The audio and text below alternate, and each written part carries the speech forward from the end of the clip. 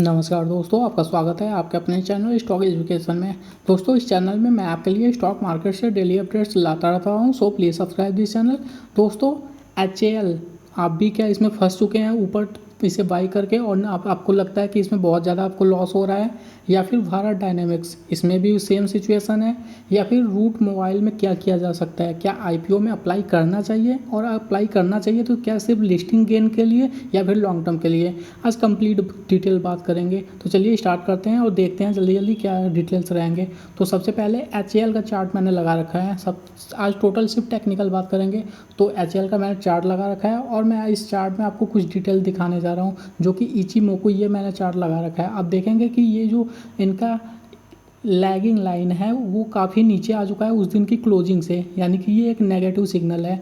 और ये जो इनके कैंडल्स हैं वो क्लाउड के अंदर ट्रेड हो रहे हैं, यानी कि इस सिचुएशन में तो आपको ट्रेड लेना नहीं होता, और इसमें काफ़ी भारी गिरावट देखने को मिली है। कन्वर्जन लाइन काफ़ी नीचे चल रहा है बेस लाइन के, तो ये भी काफ़ी नेगेटिविटी की शो कर रहा है। तो यानी कि इस शेयर में अभी भी गिरावट कंटिन्यू रहेगी। अगर आपको इस पर बाई करना है, या फिर आपने इसमें काफ़ी ऊपर बाई किया हुआ है, तो दोस्तों अगर आपने बाइंग कर लिया है और आप फंस चुके हैं, तो अगर आपने शॉर्ट टर्म के लिए बाई किया था, तो सबसे पहले शॉर्ट टर्म वालों के लिए मैं कहना चाहूँगा कि जब भी आप शॉर्ट टर्म के लिए बाई करते हैं तो आप अपना स्टॉप लॉस मेंटेन करके चलिए। क्योंकि दोस्तों जब भी आप शॉर्ट टर्म के लिए करते हैं और शेयर में गिरावट आती है, तो आपका स्टॉप लॉस हिट हो जाएगा और आप एग्जिट कर जाएंगे टाइम पे। अगर आप टाइम से उसमें एग्जिट नहीं करते हैं, तब तो आपको भारी गिरावट का सामना तो करना ही पड़ेगा। तब आपके पास सिर्फ एक ही ऑप्शन होता है कि आप भारी लॉस के साथ एग्जिट करिए, या फिर आप उसे छोड़ दीजिए लॉन्ग टर्म के लिए। लॉन्ग टर्म में वो शेयर अगर फंडामेंटली स्ट्रॉन्ग शेयर है, तो वो खुद ब खुद 5 महीने 6 महीने या फिर साल भर के बाद खुद ब खुद वो रिकवर हो जाता है।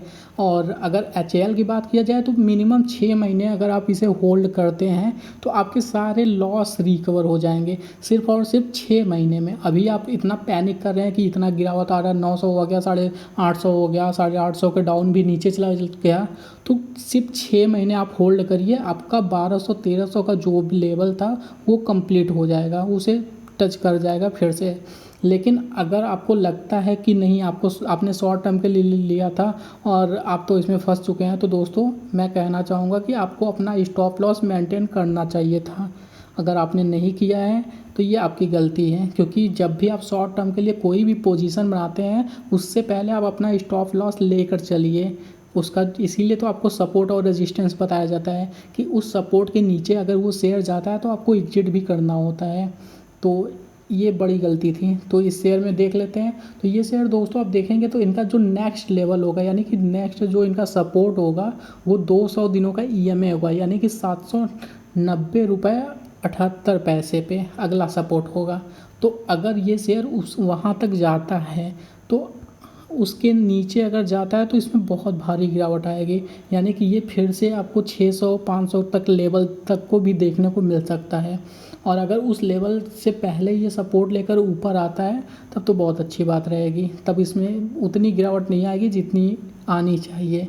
तो और सबसे बड़ी बात कि अगर जो हमारे लॉन्ग टर्म वाले हैं, लॉन्ग टर्म वालों के लिए यही कहना चाहूँगा कि डिप ऑन बाई करते रहिए, क्योंकि शेयर में या फिर कंपनी में कोई प्रॉब्लम नहीं आया है, कोई बहुत भारी गिरावट नहीं आया। सिर्फ जैसे कि सेबी के रूल रेगुलेशन के अनुसार माना जाता है कि किसी भी लिस्टेड कंपनी को 3 साल के अंदर 75% मैक्सिमम अपना होल्डिंग रखना होता है।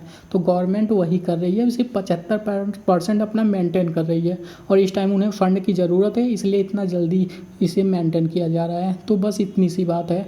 बहुत ज़्यादा कंपनी में कोई भारी गिरावट नहीं आ गया, कंपनी में कुछ क्रैश नहीं हो गया, तो लॉन्ग टर्म वाले बिल्कुल भी घबराए नहीं और डीप ऑन बाई की स्ट्रेटजी अपनाते रहें। जैसा कि नेक्स्ट लेवल इनका जो 800 का लेवल है, उस पर भी आप एक बाई कर सकते हैं। अगर उसके नीचे जाता है तो 750 का लेवल जो टच करेगा उस पर आप बाई कर सकते हैं, तो बाई करके आप चल सकते हैं। वहीं अगर नेक्स्ट बात किया जाए तो ये है भारत डायनेमिक का चार्ट। इस लेवल को देखें तो दोस्तों आप देख सकते हैं इसमें भी सेम वही है। ये तो अपने क्लाउड के भी नीचे आ चुका है। क्लाउड के नीचे आने का मतलब है कि इसमें भारी गिरावट का सामना करना पड़ेगा। इसमें आप शॉर्ट सेलिंग स्टार्ट कर सकते हैं, लेकिन ज़रूर से ज़रूर अपना स्टॉप लॉस मेंटेन करने के साथ साथ, क्योंकि दोस्तों जब क्लाउड के नीचे आता है तो अब इसमें सेलिंग प्रेशर बढ़ जाता है और तब उसके बाद आप इसमें शॉर्ट सेलिंग स्टार्ट कर सकते हैं। और दोस्तों इस शेयर में आप फ्रेश बाइंग की कोशिश कर रहे हैं तो अभी के लिए आप फ्रेश बाइंग से दूर रहें।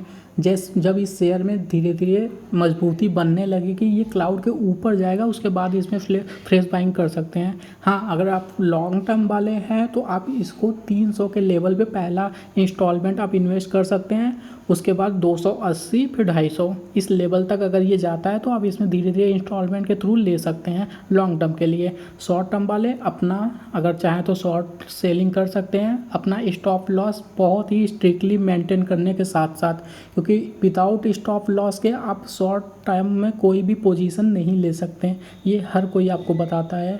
तो ये बहुत इंपॉर्टेंट पॉइंट है।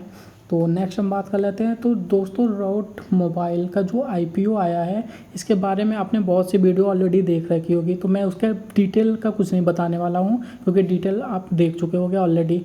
आज ये ओपन भी हो गया इनका IPO, तो मैं इसमें ये बताने की कोशिश करूँगा कि दोस्तों ये लॉन्ग टर्म के लिए आपको परफेक्ट रहेगा कि नहीं रहेगा।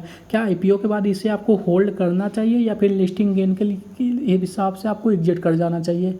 तो दोस्तों लिस्टिंग गेन लेकर आपको एग्जिट कर जाना चाहिए, क्योंकि 2016 से देखा जाए तो इनका रेवेन्यू काफ़ी ग्रोथ कर रहा है, रेवेन्यू में कोई दिक्कत नहीं है, लेकिन इनका जो नेट प्रॉफिट है उसमें कोई खास मूवमेंट नहीं देखने को मिला है, बल्कि इनका जो नेट प्रॉफिट है उसमें काफ़ी गिरावट आती हुई दिख रही है। 2016 में जो था उसके बाद से अभी 2020 तक इसमें हर साल की गिरावट देखने को मिल रही है, यानी कि फंडामेंटली कहीं ना कहीं इनका काफ़ी वीक पता चल रहा है। और दोस्तों जो इनका बिजनेस मॉडल है, यानी जिस इंडस्ट्री से ये बिलोंग करते हैं उस इंडस्ट्री में बहुत ज़्यादा कंपटीशन है, चाहे आप BPO से ले सकते हैं, चाहे डिजिटल कम्युनिकेशन से ले सकते हैं। क्योंकि दोस्तों डिजिटल कम्युनिकेशन में कोई कंपनी अगर आपको 100 पैसे में काम कर रही है पर नोटिफिकेशन, तो सेकंड किसी कंपनी से आप बात करेंगे तो वो आपको 80 पैसे या 75 पैसे देगी। तो फिर आप सेम अगर उसी कंपनी से बात करेंगे तो वो भी मान जाएगा ठीक है आप चलो मुझे भी 75 पैसे ही दे देना। तो यानी कि कहीं ना कहीं इतना कंपटीशन है कि इनकी खुद की प्राइसिंग गिर जाती है और इसलिए इस कंपनी को कोई खास प्रॉफिट नहीं हो पा रहा है। इसीलिए अगर आपको मिलता है आप इसमें अप्लाई करते हैं, सबसे पहले तो अप्लाई करने से पहले आज 5 बजे तक इनका डेटा आ जाएगा कि आज कितना सब्सक्राइब हुआ है। आप उस डेटा को देख लीजिए, जितना सब्सक्राइब हुआ है उसी के अकॉर्डिंग, यानी कि जब कम से कम 10 गुने से ज़्यादा सब्सक्राइब होता है टोटल, तब जाके आपको कहीं ना कहीं इन्वेस्ट करना चाहिए, जैसे कि हैप्पीएस्ट माइंड में हुआ है। तो उसी हिसाब से अगर आप रिटेल हैं तो रिटेल कैटेगरी में आप देख लीजिए कम से कम 10 गुने, यानी आज अगर आपने नहीं इन्वेस्ट किया है, नहीं IPO अप्लाई किया है तो आप होल्ड करिए, आज कल का डिटेल देख लीजिए या फिर कल दोपहर में आप अप्लाई कर सकते हैं अगर आपको करना है। और उसके बाद जैसे ही लिस्टिंग होता है, अगर लिस्टिंग गेन होता है तो आप लेकर एग्जिट कर सकते हैं। लॉन्ग टर्म के हिसाब से मेरे ख्याल से तो इनका बिज़नेस कुछ खास नहीं है और बहुत ज़्यादा यूनिक भी नहीं है, क्योंकि जितना कंपटीशन है उसमें कुछ खास इनको आने वाले टाइम में फ़ायदा नहीं दिख रहा है, क्योंकि इनके अकॉर्डिंग इनके जो कंपटीटर हैं उसमें भी बहुत बड़ी बड़ी कंपनीज हैं। तो इसीलिए तो चलिए आज के लिए इतना ही। वीडियो को लाइक करिए, शेयर करिए, सब्सक्राइब करिए। Thank you for watching this video.